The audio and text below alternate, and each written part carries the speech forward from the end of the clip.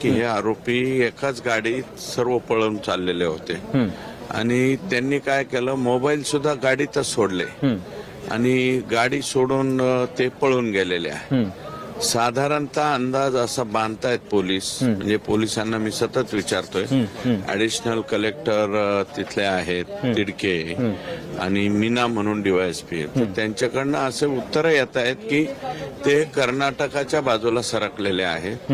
आमचे ऊस तोडीला मोठ्या प्रमाणावरती तिकडे लोक जातात, कदाचित ते तिकडे गेलेले असावे. आता त्यांचे कुटुंबीय वगैरे उचलायला सुरुवात केलेली आहे त्यांनी, परंतु याच्यावरती मी सुद्धा स्वतः समाधानी नाहीये की मोबाईलचे फक्त मोबाईल त्यांच्या जवळ नाही, म्हणजे तुमचे बाकीचे कुठलेही प्रयोग त्यांनी केले पाहिजेत आणि हे आरोपी जेरबंद केले पाहिजे. वाल्मिक कराडांवरती आतापर्यंत तसं म्हटलेलं नाही. या शुक्रवारी पहिल्यांदा जी घटना घडलेली आहे आणि आता एक व्हिडिओ बाहेर आलाय कोणत्या तरी हॉटेलमध्ये, तो पाटील नावाचा कोण पोलीस अधिकारी आहे तो आणि यातला प्रमुख आरोपी जो घुले आहे, शिवशंकर घुले का काय, सुदर्शन घुले, तो सुदर्शन घुले आणि ते दोघ जण एका टेबलावरती त्या ठिकाणी बसलेले आहेत आणि त्या जो मुलगा गेला त्याच्या चुलत भावाला बोलून घेतलंय, तिथं बोलून घेतलंय आणि काय झालं होतं इथं काय नाही, तर तो म्हणला काय नाही बाबा, भांडणं वगैरे किरकोळ झालते, मिठामिठी झालेली. म्हणजे तिथे पहिल्यांदा त्या जो वॉचमन आहे त्याला मारण्यात आलं, दलित समाजाचा मुलगा होता तो. आता त्याची बाजू घेऊन तो आला होता आणि यांना म्हणला बाबा ए बाबा मारामाऱ्या करू नका, हे नका. मग आता मारामाऱ्या करू नका म्हणणं जर गैर असेल तर मग तेवढं काम मात्र संतोषने केलेलं आहे. म्हणजे तेवढ्या एका गोष्टीवरून दुसऱ्या दिवशी हे असला इतका भयानक 2 दिवस थांबून प्रकार करणं. आणि जर मला वाटतं पाटील नावाचा जो तो पोलीस अधिकारी आहे त्याला आरोपी लगेच केला पाहिजे, त्याला फक्त सस्पेन्शन करून भागणार नाही. तो जर आदल्या दिवशी घटना घडायच्या आदल्या दिवशी त्याच्याबरोबर हॉटेलमध्ये चहा पितोय का दुसरं काही पितोय याची अजून डिटेल माझ्याकडे आलेली नाही, पण एका टेबलवरती सुदर्शन घुले आणि तो जर एका टेबलवरती असतील तर मला वाटतं त्याला सुद्धा सहआरोपी केलं पाहिजे. महाजन जो अधिकारी आहे त्यांनी गुन्हा दाखल करून, तो गुन्हा दाखल करून घेणं ही प्रायोरिटी नव्हती, त्याचा शोध घेणं आणि विष्णू चाटेलान यांना धमकावून त्या पोराला सोडून द्या म्हणणं ही त्याची ड्युटी होती, ती त्यांनी निभावलेली नाही. आणि बनसोड का काहीतरी नावाचा काय जे नाव असेल ते, तो ह्या महाजनांनी बोलल्याच्या नंतर 45 मिनिटांनी पोलीस स्टेशनला आलाय. 45 मिनिटाच्या नंतरही त्यांनी 3 तासांनी गुन्हा दाखल केला. कधी गुन्हा दाखल केला अपहरणाचा? ज्या वेळेस तिकडनं फोन आला की संतोष गेला त्याच्यानंतर मग यांनी अपहरणाचे गुन्हा दाखल करण्याची गडबड केलेली आहे. 3 तास म्हणजे नॉट अ जोक. आपण कुठल्याही एखादा अपघात झाला किंवा काय झालं तर पहिले फर्स्ट प्रायोरिटी काय करतो? शोधणं, मदत करणं. त्या ऍक्सिडेंट झालेल्या व्यक्तीला गाडीत बसवणं, ते म्हणत नाही आता फिर्याद द्यायची किंवा पोलीस स्टेशनला जायचं, हे आपण नाही करत. आपण काय करतो, पहिलं ते पेशंट उचलतो आणि दवाखाना जवळ जायचा आहे, प्राथमिक उपचार त्याचा पटकन झाला पाहिजे, त्याचं लाईफ वाचलं पाहिजे. याच्यामध्ये लाईफ वाचायचं वगैरे काहीही कृत्य या लोकांनी केलेलं नाही. माझं मत आहे महाजन सहआरोपी झाला पाहिजे. जो 45 मिनिटाच्या नंतर जो तिथला ड्युटी वाला पोलीस आहे त्यांना पण आरोप, तो पण सहआरोपी झाला पाहिजे. आणि पाटील तर त्या आरोपी बरोबर काहीतरी घेतोय, त्याच्यामुळे तोही सहआरोपी झाला पाहिजे असं माझं मत. की 7 आरोपींपैकी 3 आरोपी जे पकडले गेलेले आहेत ते आरोपी विद्यमान मंत्री धनंजय मुंडेंचे जवळचे आणि त्यांचे कार्यकर्ते दिसत आहेत. हे तुम्ही म्हणजे केवळ आम्ही म्हणतो अशातला भाग नाही, तर त्या जिल्ह्यातले एक आमदार सुरेश अण्णा धस हेच सांगतायत. सकाळी आमचे दुसरे आमदार संदीप क्षीरसागर ते देखील तेच सांगत होते. आता पत्रकार म्हणून तुम्ही तेच सांगताय. विरोधी पक्षाचे जितेंद्र आव्हाड बोलतील किंवा आम्ही बोलू, हेच सांगतोय की याच्यामध्ये निश्चितपणे संबंधित मंत्र्यांच्या जवळचे कार्यकर्ते हेच कार्यकर्ते आहेत. आणि जर मंत्र्यांचे कार्यकर्ते असतील तर त्या मंत्र्यांच्या कार्यकर्त्यांना कोण पकडणार? कारण तुम्ही आता म्हणता त्या पद्धतीनं तो जो पाटील पीआय नावाचा पीआय आहे तो जर प्रमुख आरोपी बरोबर एका हॉटेलमध्ये बसून काही महत्वाची चर्चा करत असेल आरोपी बरोबर, त्याला अरेस्ट नाही करत नाही तर चर्चा करतोय खाजगीमध्ये, त्याला एखाद्या व्हीआयपी सारखी किंवा एखादा कोणतरी साहित्यिक असावा, कोणतरी लेखक असावा, तशा प्रकारची त्याला जर तो ट्रीटमेंट स्वतः चौकशी अधिकारी देणार असतील तर शेवटी हे अधिकारी कोणाच्या बळावर अशा पद्धतीने वागतात, ते कशा पद्धतीने हिंमत वागतात. राज्याचे मुख्यमंत्री सभागृहामध्ये सांगतात की आम्ही स्पेशल एसआयटी नेमलेली आहे.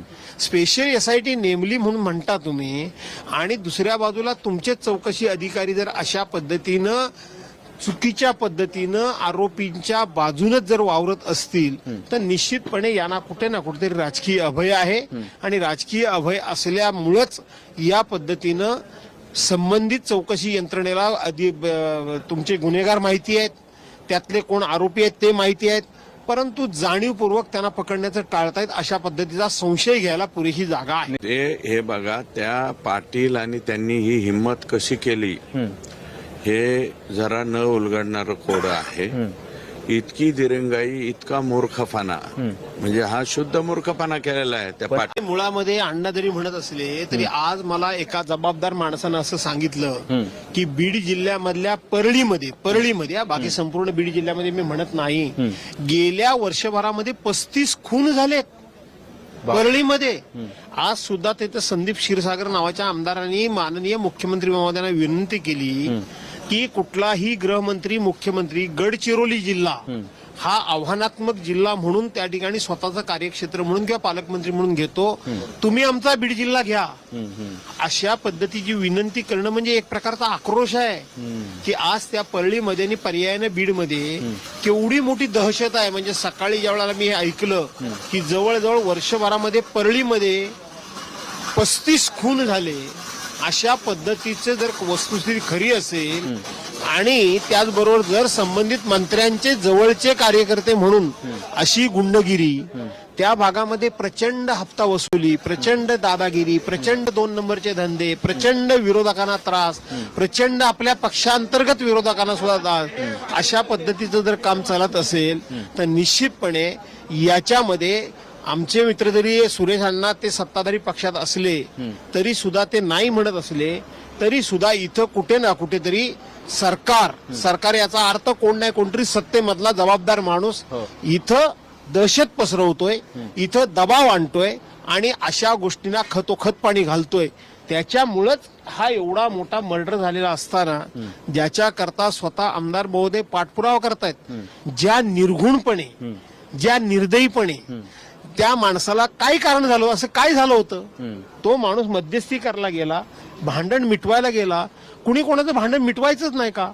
आपण रस्त्यावर जर अशा प्रकारची घटना घडली आणि कोण बघत राहिले तर आपण म्हणतो नुसते शंडासारखे बघता काय, मध्यस्थी का केलीत नाही, का तुम्ही यांना सोडवलंच नाही, का वाचवलंच नाही. अशा पद्धतीने जर लोकांचे जीव जायला लागले तर कोण अशा पद्धतीचा आपला जीव धोक्यात घालून एखाद्याला मदत करेल. आणि म्हणून किमान अशा पद्धतीनं त्या भानगडीमध्ये तो जर माणूस असता तर आम्ही समजू शकलो असतो, पण तो कुठल्याही भानगडीमध्ये नाही असं एकंदरीत माहिती आहे. अशा माणसाला जर अशा पद्धतीनं मारलं जातं तर किमान हा समाजामध्ये संदेश जाणं गरजेचं आहे की मदत करणाऱ्या माणसाच्या बाबतीत कुठल्याही जीविताला धक्का झाला लागला किंवा त्याच्या जीविताला धक्का पोहोचला तर त्याला कठोरातलं कठोर शासन होतं, हा सुद्धा संदेश जाण्याची गरज आहे. की मागील 1 वर्षाच्या हे जे 7 आरोपी आहेत यांचे कोणाकोणाशी फोन झालेले आहेत, किती वेळा झालेले आहेत, हे किती वेळा कोणत्या ठिकाणी कोणाला भेटलेले, याचा सगळ्याचा छडा जर लागला तर यातल्या आरोपींची संख्या वाढेल असं माझं मत आहे. आणि आता पहिले पोलीस मधले 3 तर आरोपी करावे म्हणून मी पत्र तयारच केलंय. उद्याच्याला पत्र देणार आहे सीएम साहेबांना की हे पोलीस जे आहे ते सत्यमेव जयतेच्या ऐवजी असत्यमेव जयते वागलेले आहे. धडधडीत दिसतंय. त्या माणसाबरोबर चहा प्यायचं काय कारण आहे? तो जो कोणी सुदर्शन घुले आहे तो फार डेंजर माणूस आहे. मी त्याची माहिती घेतली. परिसरातल्या 7-8 गावामध्ये अगदी मुलीबाळींच्या बाबतीत सुद्धा हे लोक चुकीचं वागलेले. आणि कुणी काही म्हणलं, मुलीच्या यांनी छेडबीड काढली, कुणी काही हे बाबा मुलीकडे कसं काय असं केलं तर हातपाय मोडलेत. अशा काही घटना आहेत. त्यांचे हातपाय मोडायचे त्या नातेवाईकाच्या मुलीच्या नातेवाईकांचे वडिलाचा, कुणाच्या भावाचा, कुणाच्या चुलत्याचा हातपाय मोडलेले आहेत आणि हातपाय मोडून सुद्धा हे लोक पोलीस स्टेशन पर्यंत सुद्धा आलेले नाहीत. इतक्या करुण कहाणी आहेत तिथं. म्हणून यांची कोणाचीही दयामाया आम्ही कोणी करणार नाही. आता सुद्धा पोलिसांनी कोणाचाही दबाव स्वीकारण्याची गरज नाही. माननीय मुख्यमंत्र्यांनी अतिशय ठामपणे सांगितलेलं आहे की मी यात कोणालाही सोडणार नाही आणि त्यांच्यावरती आमचा विश्वास आहे. मुख्यमंत्री महोदय या बाबतीत मला आणि कोणीही मुख्यमंत्री आणि त्यातल्या त्यात देवेंद्रजी तर मला नाही वाटत म्हणजे काल कोण होतं त्याच्या अगोदरचे मुख्यमंत्री असतील. मला वाटतं कोणताही मुख्यमंत्री अशा याला कोणी पाठीशी घालेल आणि मुख्यमंत्र्यांना कोणतेही सीएम कितीही जवळचा असला आणि काही जरी असला जर खुनासारख्या गुन्ह्यामध्ये अडकला तर मग त्याला कोणीही वाचवू शकत नाहीत.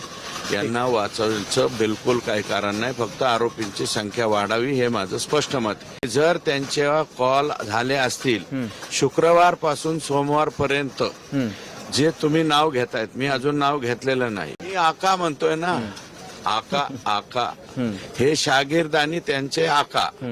आकांचे जर फोन झालेले असतील, आकांनी जर आदेश दिला असेल तर आकाचं नाव त्याच्यामध्ये ऍड व्हावं हे माझं प्रामाणिक मत आहे. अभिजित, पहिलं तर खरंच सुरुवात केली पाहिजे. ज्या जिल्ह्यातनं सुरेश धस येतात, आज जो गोपीनाथराव असते तर ढसाढसा रडले असते. मगाची भास्कर जाधवांनी एका रेफरन्समध्ये देताना गोपीनाथरावांचं एक उदाहरण दिलं होतं. आम्ही ते कव्हर करत होतो. ज्या पद्धतीने त्यांनी राजकारणाचं गुन्हेगारीकरण, क्रिमिनलायझेशन ऑफ पॉलिटिक्स हे जे केलं होतं ना, त्याच त्यांच्या जिल्ह्यामध्ये अशा प्रकारची जी दहशती पद्धतीने, ज्याला रूल ऑफ टेरर असं करून जेव्हा ही घटना घडते आणि त्याच्यात अजूनही काही सरकार काही म्हणजे बघ्याची भूमिका घेत असेल तर मला असं वाटतं एक मग खरोखर ते जे म्हणत होते ते अजून त्याला म्हणजे क्रुअल अशी एक स्वरूप आलंय का. दुसरं, ज्या पद्धतीने वाल्मिक कराडचं नाव सगळ्याच सेक्शन घेत आहेत ना, ते काय फक्त एकच पार्टी घेत नाहीये, सगळ्याच पक्षातले लोक म्हणतात. मग अशा जर का व्यक्तीची एकूणच बॅकग्राऊंड ही जर सस्पिशियस असेल तर मग जे पोलीस किंवा ऍडमिनिस्ट्रेशन ते अजूनही का शांत राहतं हा पहिला क्वेश्चन आहे आणि तो सरकारला म्हणून उत्तरदायित्व आहे त्याचं उत्तर देणं. तिसरं माझ्या दृष्टीने महत्वाचंच आहे की एवढा प्रकार होऊन सुद्धा ज्या लेथल पद्धतीने त्याला मारलाय त्याच्याबद्दल आपणही काय बघायची भूमिका घेणार का. मग सरकार म्हणून जर काय ह्या संदर्भात सतत म्हणजे with due respect to Devendra Fadnavis ते नेहमीच सतत सांगतात की there is a zero tolerance from crime, जसं झिरो टॉलरन्स फॉर करप्शन. मला असं वाटतं ना, आता नुसतं भाषणापेक्षा उक्ती किंवा त्याची इम्प्लिमेंटेशनची आता गरज आहे. आणि अजून मला खात्री आहे देवेंद्र फडणवीस आत्ताच्या ज्या एका चेंज त्यांच्या माइंडसेटमधनं किंवा त्यांचे जे प्रोफाईल बदलण्याचा प्रयत्न करतायत त्याच्यात ते नक्की करतील. फक्त एकच मुद्दा मला राहतो की या संबंध याच्यामध्ये अजूनही जे क्वेश्चन मार्क येतोय तो तिथल्या लोकल डिस्ट्रिक्ट ऍडमिनिस्ट्रेशनवर जे सतत धस साहेब म्हणतात तेच. मग ह्याच्यामध्ये तिथल्या लोकल, आता हे तर लोकल प्रतिनिधी आहेत, आपण बाहेरनं बघत असतो ज्या पद्धतीने हे अनहोली नेक्सस असतं साध्या खालच्या लेवलच्या पोलिसापासून ते वरच्या क्रिमिनलकडे किंवा मग एसपी का वॉडेवर दॅट लेवलच्या. मला असं वाटतं त्याच्यामुळेच ह्याच्यावर अजून कुठेतरी दिरंगाई झालेली दिसते. त्यामुळे आता तर खरं तर टू स्टार्ट अ फ्रेश ज्याला इंग्लिशमध्ये म्हणतात, देवेंद्र फडणवीसांनी ह्याचाच उदाहरण घेऊन बीडची इन्सिडेंट घेऊन ही जी आता जी पूर्ण जे आता पसरलं गेलेलं आहे त्याच्यावर अटॅक केला पाहिजे. आणि दुसरं फक्त महत्वाचं, हे सर्व करत असताना आता राज्याला शाश्वती तर दिली पाहिजे. आज जे संदीप क्षीरसागर म्हणाले ते बरोबर आहे की गडचिरोलीमध्ये जाऊन तुम्ही नक्षलच्याकडनं म्हणजे खरंच नोटवर्दी आहे. पण अशा पद्धतीने एका जर का जिल्ह्याचं क्राईम जिल्हा म्हणून जर एमर्ज होत असेल तर त्या दृष्टीने मुख्यमंत्री, आता अजून त्यांच्याकडे होम मिनिस्ट्री यायचं की नाही आपल्याला माहिती नाही, खातं वाटप झालं नाही, मुख्यमंत्री म्हणून तरी he should appear very sternly. आणि आता तरी राज्याची अशीच एकूण अपेक्षा आहे. मला असं वाटतं येत्या 2-3 दिवसात तेही ज्या पद्धतीने आता त्याच्यामागे छडा लावून बघतात त्याच्यातनं आपल्याला काहीतरी ऍक्शन झालेले बघायला मिळेल.